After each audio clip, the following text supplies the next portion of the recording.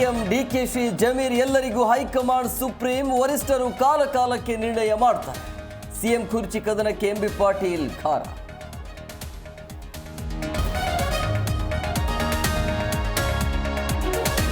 ವೋಟ್ಗಾಗಿ ದೇವಸ್ಥಾನ ಧರ್ಮ ದುರುಪಯೋಗ ತಿಮರೋಡಿ ಬೆಳೆಯೋದಕ್ಕೆ ಬಿಜೆಪಿಯವರೇ ಕಾರಣ.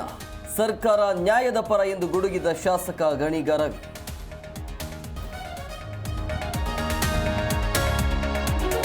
ಬೆಂಗಳೂರಿನಲ್ಲಿ ಸರ್ವೆ ನೌಕರರಿಗೆ ಕಿರುಕುಳ ಆರೋಪ.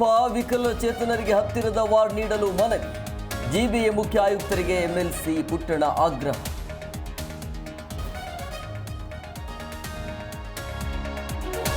ಆರಂಗಿ ನಾಲೆಯಲ್ಲಿ ಈಜಲು ತೆರಳಿದ ಯುವಕ ಸಾವು. ಕೂಡಿಗೆ ಗ್ರಾಮದ ಸಂತೋಷ್ ಮೃತ ದುರ್ದೈವ. ಮೃತದೇಹಕ್ಕಾಗಿ ಅಗ್ನಿಶಾಮಕ ದಳ ಸಿಬ್ಬಂದಿ ಶೋಧ ಕಾರ್ಯ.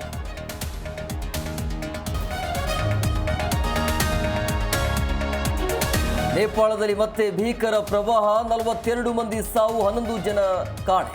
ಭೂಕುಸಿತ ಉಂಟಾಗಿ ಸೇತುವೆಗಳು ಜಲಾವೃತ.